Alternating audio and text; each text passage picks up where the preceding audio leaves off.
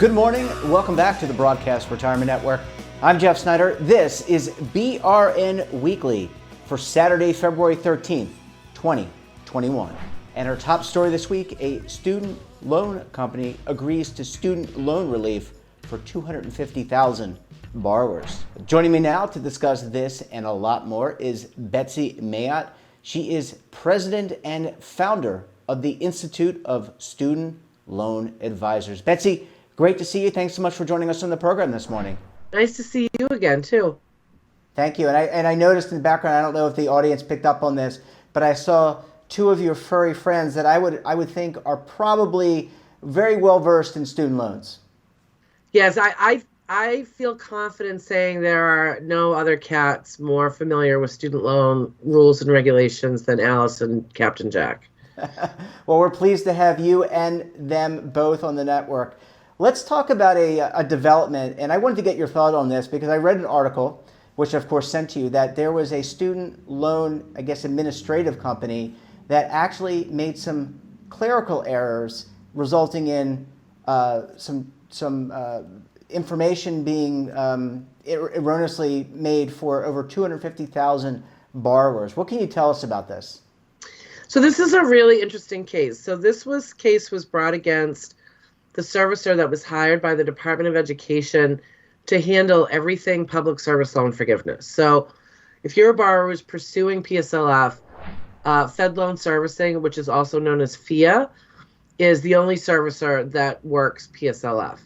And what happened was the Massachusetts Attorney General's office filed a suit against Fed Loan Servicing, claiming that overall that they weren't doing a good enough job. There was a bunch of different complaints in the suit that they were not counting payments correctly, that they weren't informing borrowers correctly.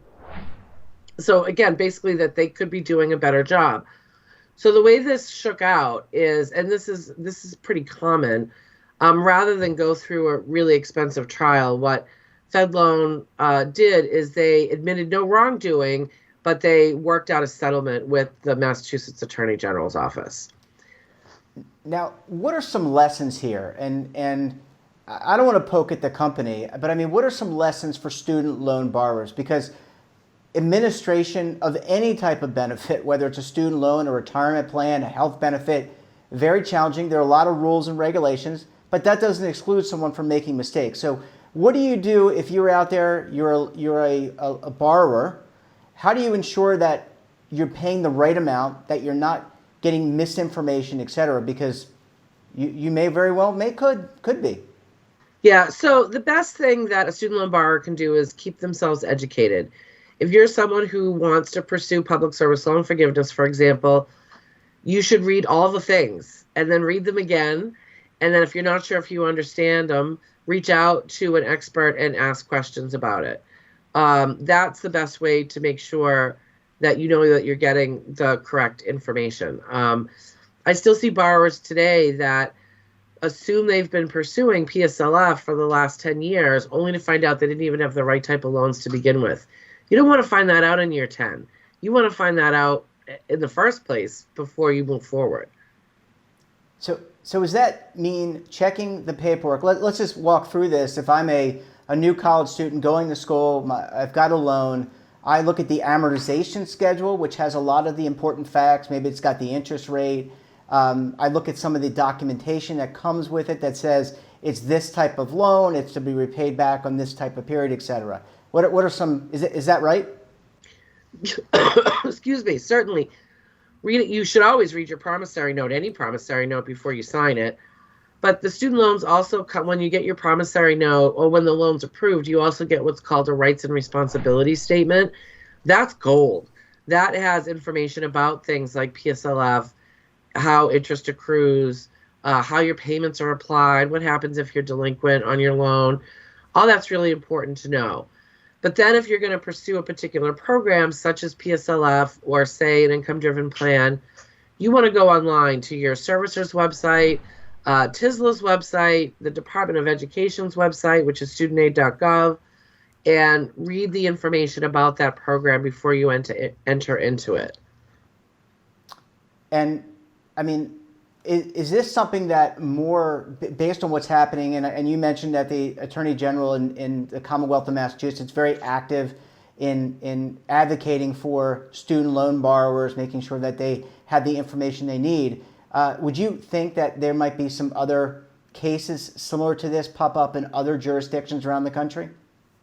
Oh, for it's not impossible. In my experience, some state AGs pay more attention to student loans than others. Massachusetts, for a long time, has focused on student loan issues. California is another state that does a lot of work in the student loan arena. Kentucky is another one that comes to mind that pays particular attention. But even if you live in a state that I haven't mentioned, if you feel like an error has been made on your student loans, the AG is certainly a place to make a complaint. Now, for this case, the only people that are going to benefit from this settlement are people that were residents in Massachusetts as of, I believe it's July 1st of 2013, and that were pursuing PSLF. And it's not a claim that you have to raise your hand for. If you're eligible for it or potentially eligible for the settlement, AES or FIA is going to send you a letter sometime between, I think it's April and June of this year. And you mentioned that there are certain regulatory requirements or requirements for documentation that this organization maybe didn't fulfill. What are some of the things outside of the promissory note, the AMOR schedule? Are there annual notices? Are there quarterly notices? I mean, in a retirement plan, you get a quarterly statement. You might get a summary plan description. You might get a summary annual report that tells you about the benefits you're going to get. What should I, as a borrower, a student loan borrower, be getting on a regular basis that's mandated?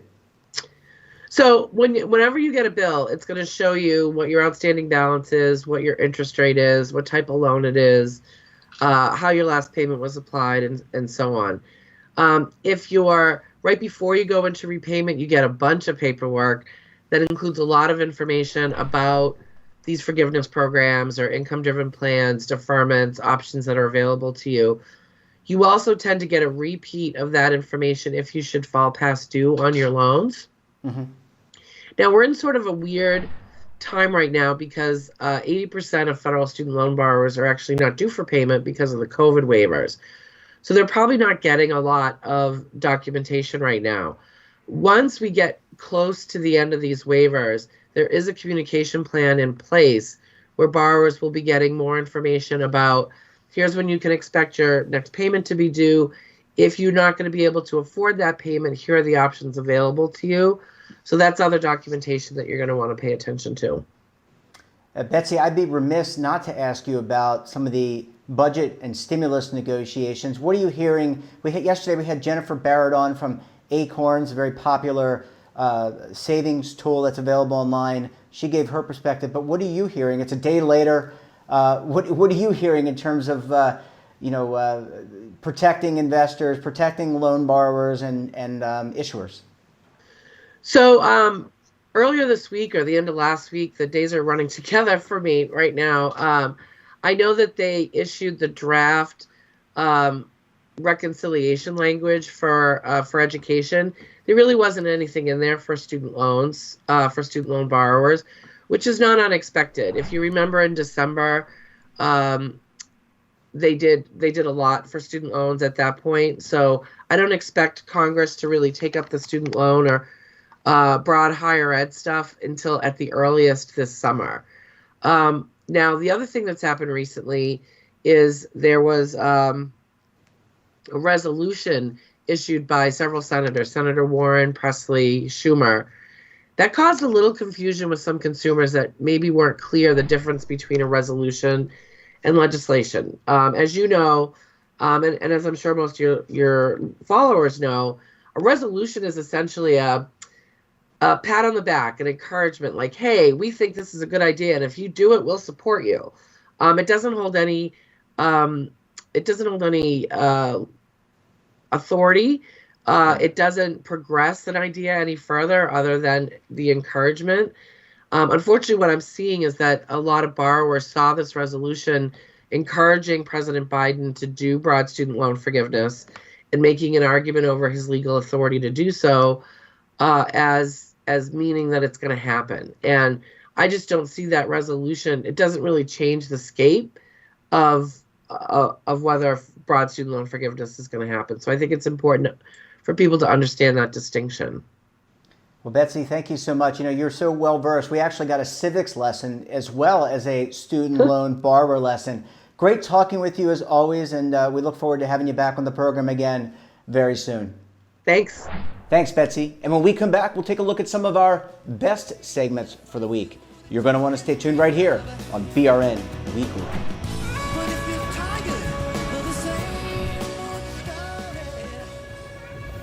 Imagine a new television network that will make you richer, healthier, and in control of your financial future.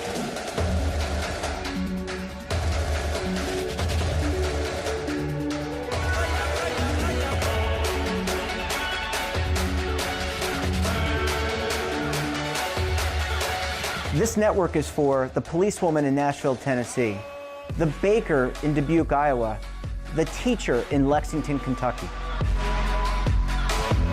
We want to make the idea of savings and retirement culturally relevant. But what do you see as a defining issue of the midterms? Especially for the smaller businesses. I mean, they are the lifeblood of the American economy.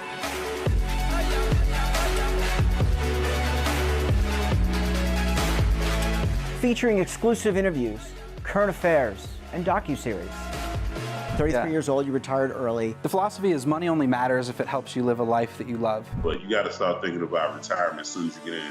The Broadcast Retirement Network will drive very high engagement with premium partnerships. So this isn't retirement and savings for your parents or grandparents. This is for all Americans. And we're going to change the way you think about money.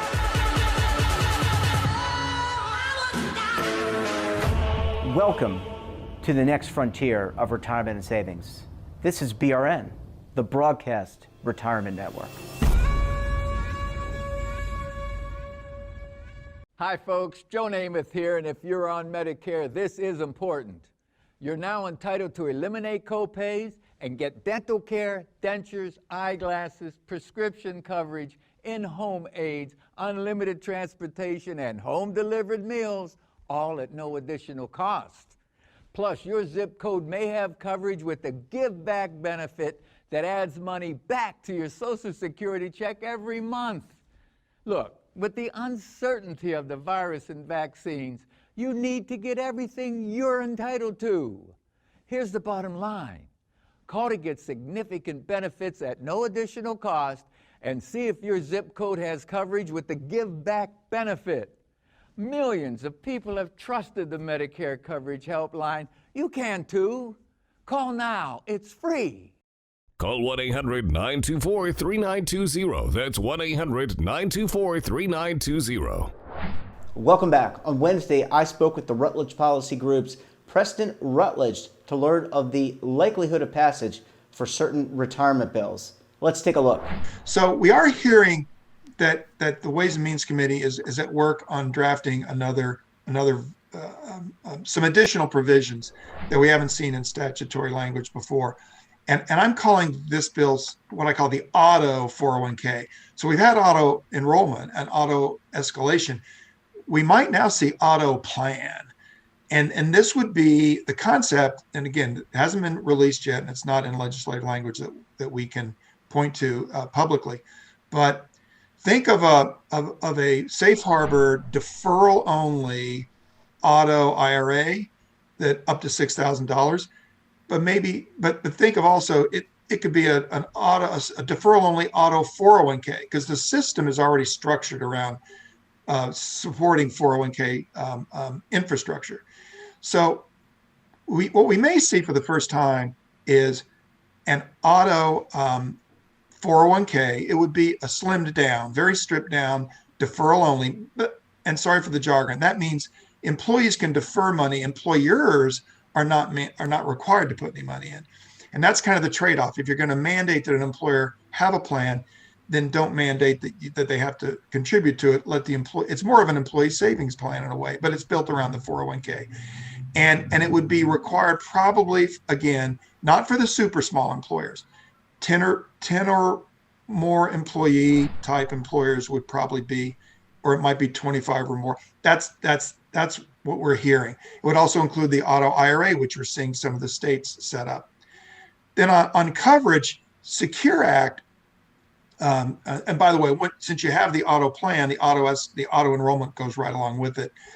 But in order to get more people covered, Secure Act, for the first time, required part-time employees, and that's employees with at least 500 hours of service a year, but less than 1,000. Part-time employees after 3 years would be in the plan. This would reduce that down probably to 2 years. So get the part-timers in there a little earlier. And on accumulations for these deferral only, they would start at 6% instead of 3%. And it, again, have 1% a year escalation up to 10%. And then there's another program known as the refundable, the Savers Credit. This is for folks who are at the lowest income groups. And for those folks, if the money they put in, the government would essentially match it to a certain extent. We call that a refundable Savers Credit, but that's way too much jargon. What that means is you get the tax credit even if you don't have a tax liability. So in a sense, the government is actually making a match into your account. But this is for the lowest income cohorts. But again, it's about helping those very folks who don't have as much to save to accumulate more assets. And then what I would consider the biggest game changer of all is on the last bullet, the decumulation, the lifetime income piece. What we're hearing is that these 401k accounts in this new kind of plan, there would be a requirement for the larger employers. Now, this would be employers with 100 or more employees, a requirement to make at least 50% of every account, every 401k account or every IRA account, available for distribution in a form of guaranteed lifetime income. We've never had mandatory annuitization or mandatory lifetime income.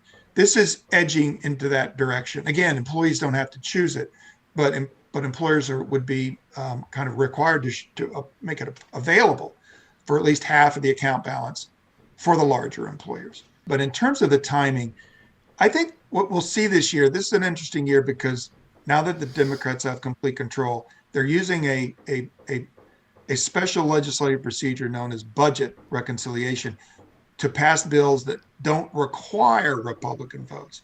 They can go through on a partisan basis. That doesn't mean Republicans can vote for the bills, but Democrats don't have to get those Democrat votes. And it's especially important in the Senate because you don't need the 10 senators to add to the 50 Democrats.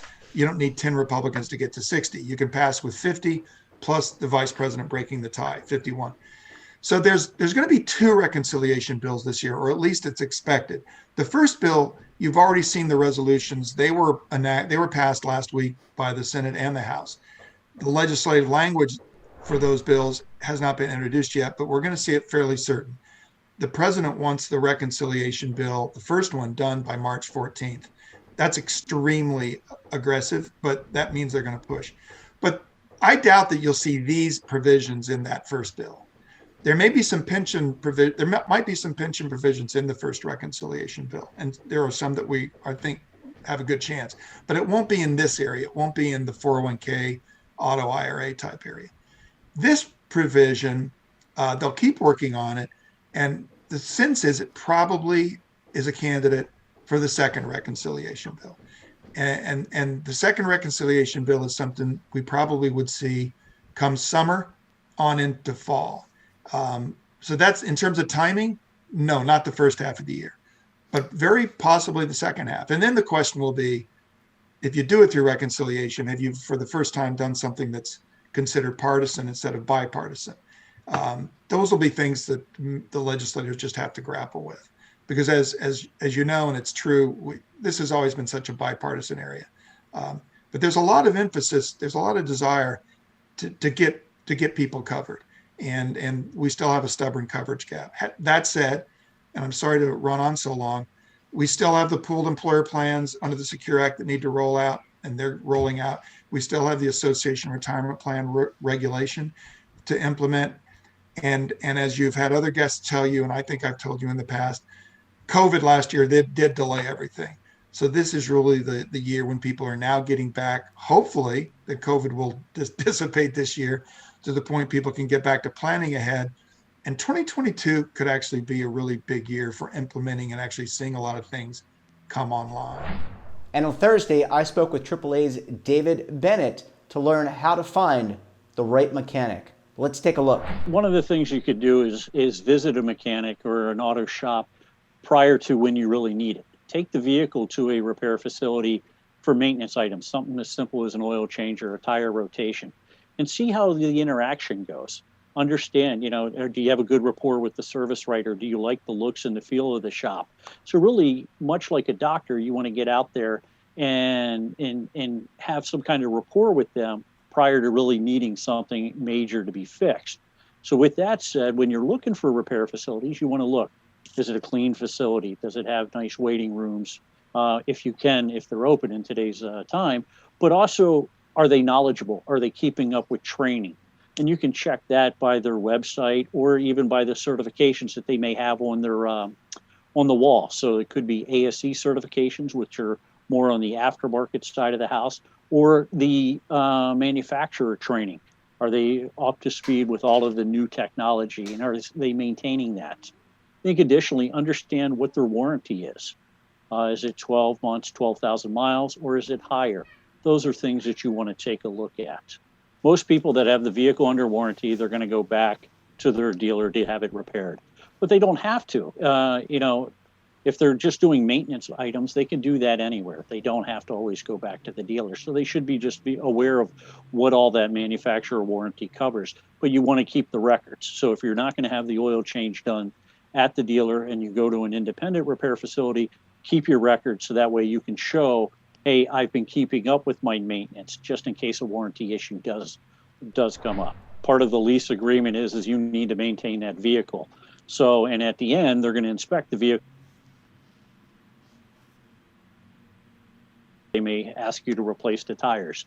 But again, if it's oil changes and whatever the maintenance intervals are over that 2 or 3 year lease, keep a record of those services. That way you can show the dealer when you're looking to trade the vehicle in or your lease in and say, hey, here you go. I've performed all of my maintenance items, and here's a list of those records. So there's a program called the Approved Auto Repair Program. There's around 7,000 of those facilities, and they run the spectrum of small independent repair facilities all the way up to a large size dealer. And they have all been inspected and approved by AAA, much like we do our restaurants and our hotels. And we check we do a very rigorous background check, including CSI. So we want to make sure that they're providing good customer service. We're checking their training, making sure that they have the proper tools and equipment, and the warranty is really good. So for approved auto repair facilities, it's a 24-month, 24,000 mile warranty for AAA members.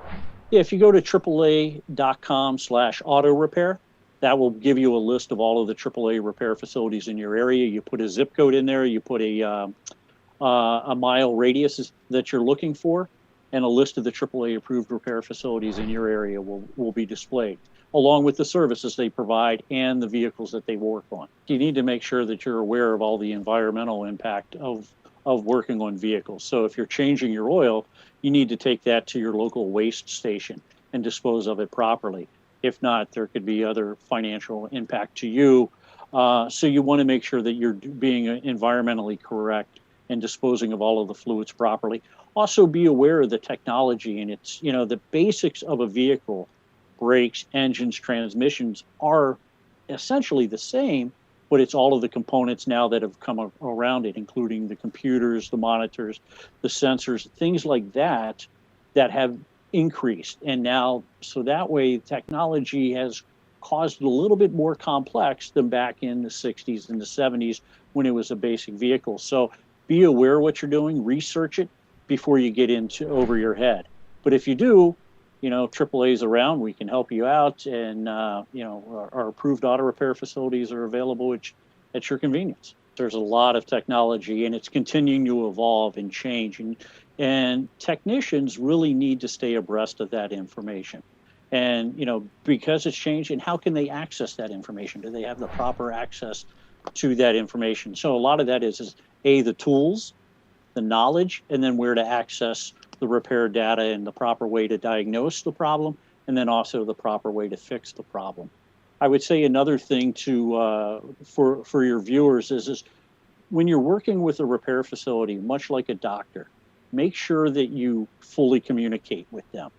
You don't go into the doctor and say, hey, I have a cold. No, you say you have a cough, I have some congestion. The same thing with the vehicle. As you're driving that vehicle and you hear a screech, you hear a noise or whatever it is, tell the service manager at the repair facility, I hear this noise when I'm braking, or I hear it when I turn left, or it's at the highway speed but not at low speed. Be fully transparent with them, because that's going to help them find the issue a lot quicker, which will save you money instead of them just guessing at what you're trying to say. And that wraps up this episode of BRN Weekly. Have a topic of interest, someone you think we should talk to? Then drop us a line. And don't forget, for all the information in retirement markets, technology, personal finance, so much more, all in one place, check out today's edition of our newsletter, The Morning Pulse. We're back again tomorrow for BRN Sunday. I'll be joined by members of the media, academia, and financial services as we take a look and analyze all the news this past week. So until then, I'm Jeff Snyder. Stay safe, keep on saving, and don't forget, roll with the changes.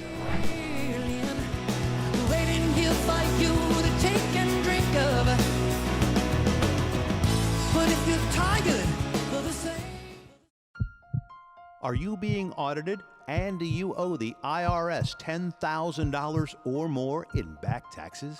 Is the IRS threatening to take more of your money? Don't fight the IRS alone. The Tax Doctor is here to help you negotiate your tax bill and reduce your stress. The IRS can freeze your assets and seize your bank accounts, but you can stop these IRS actions.